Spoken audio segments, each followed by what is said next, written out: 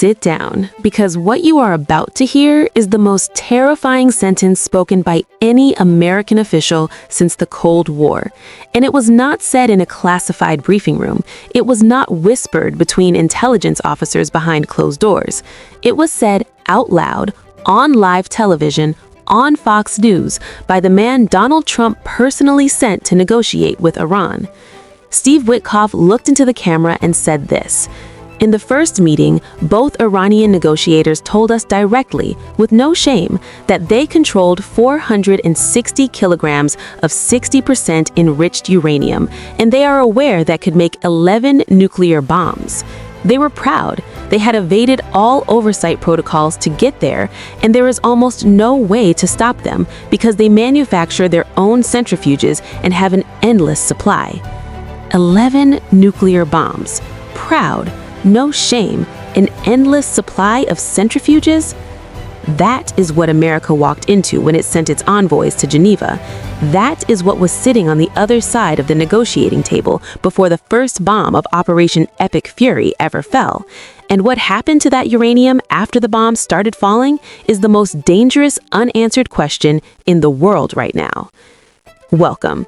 Subscribe right now, because in the next several minutes, we are going to walk through the most alarming nuclear story since the Cuban Missile Crisis, and we are going to tell you the truth that both the Trump administration and its critics are too scared to say completely and clearly.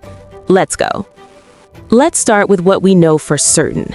Before this war began, Iran possessed approximately 10,000 kilograms of fissionable uranium in total. Inside that stockpile, 460 kilograms enriched to 60%, 1,000 kilograms enriched to 20%, the rest sitting at 3.67%. And according to Steve Witkoff, America's own special envoy, the 60% material was a week to a week and a half away from being weapons grade. Not months, not years. Days. Now, here's the nuclear chemistry that makes this terrifying in a way that press conferences can't paper over. Enriching uranium from 60% to 90%, the threshold for a functional nuclear weapon, is not the hard part. The hard part is getting to 60% in the first place. Once you are at 60, you have already done more than 90% of the physical work required to reach weapons grade. The last step, from 60 to 90, is comparatively fast. Iran's advanced IR-4 and IR-6 centrifuges can complete that step in weeks, maybe less. That is not analysis from a think tank. That is the documented assessment from nuclear physicists at the Arms Control Association, from the James Martin Center for Non-Proliferation Studies, and from Iran Watch, the most authoritative open-source nuclear monitoring organization in the world. And Iran was manufacturing its own centrifuges, domestically, endlessly, meaning that even if every centrifuge facility on Iranian soil was bombed into rubble, Iran retained the intellectual capital, the engineering workforce, and the industrial base to rebuild. Witkoff said it himself: there is almost no stopping them.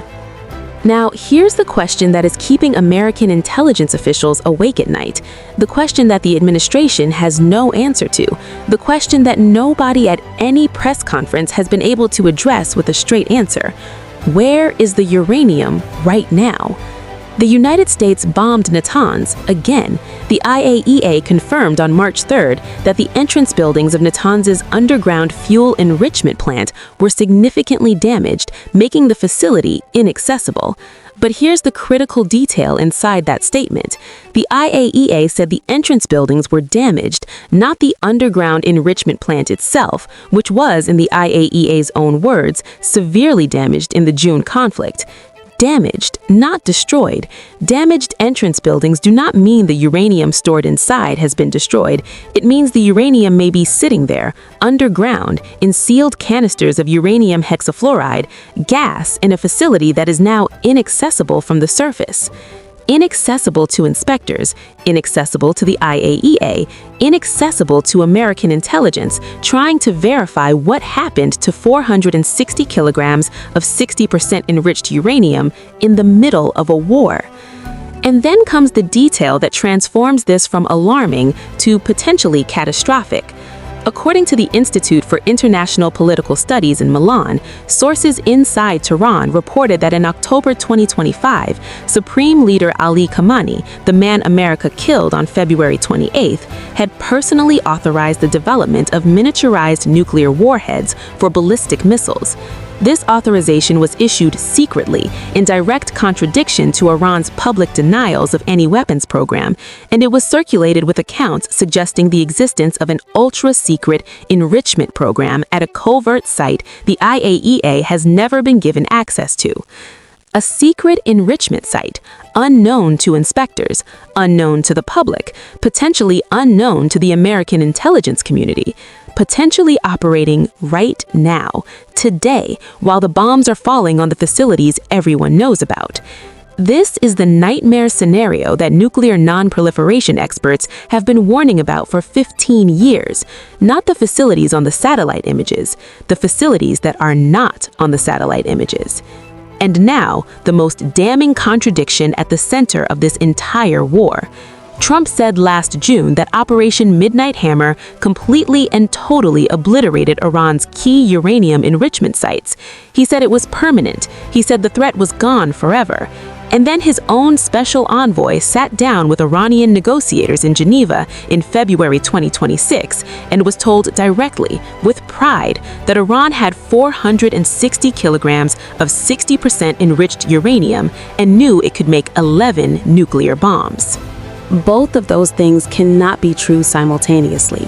Either Midnight Hammer obliterated the nuclear program, as Trump declared, or Iran walked into negotiations 8 months later with enough material for 11 nuclear bombs, as Witkoff confirmed on Fox News. One of those is a lie, and the American people deserve to know which one. But wait, because the scientific community is also pushing back hard on the administration's framing from the other direction. Jeffrey Lewis of the James Martin Center for Non-Proliferation Studies was unambiguous. There was no evidence that Iran was close to a nuclear weapon. The IAEA chief, Rafael Grossi, said the same in 2025 and again at the start of this war. The U.S. intelligence community's own threat assessment, published in late 2024, stated that Iran is not building a nuclear weapon, but warned its activities better position it to produce one if it so chooses. Not building one, positioning itself to build one if it chooses. That is a critically different statement. Having 460 kilograms of 60% enriched uranium is not the same as having a bomb. It is the same as standing at the foot of a very short staircase that leads to a bomb. You have not climbed the stairs yet, but you are standing there, with the ability to climb them faster than anyone can stop you. And now the uranium is somewhere underground in a bombed country with no functioning internet, no independent inspectors, a fractured military command structure, and a new supreme leader in a bunker who authorized warhead miniaturization in secret 5 months before this war began. Here's the question that 7 current and former American officials told CNN they cannot answer. Recovering Iran's remaining highly enriched uranium stockpile, an objective the Trump administration has been discussing privately, would require a significant number of U.S. ground troops, far beyond a small special operations footprint. Not drones, not airstrikes, boots on the ground, inside Iran, to physically locate, secure, and remove uranium from underground facilities in a country of 85 million people that has been at war for 2 weeks and is nowhere close to surrendering. That is what actually securing the nuclear material looks like, and nobody in Washington is saying it out loud. Because saying it out loud means admitting that the air campaign, 5,000 strikes, $11 billion in munitions, 13 Americans dead, cannot actually solve the problem it was launched to solve.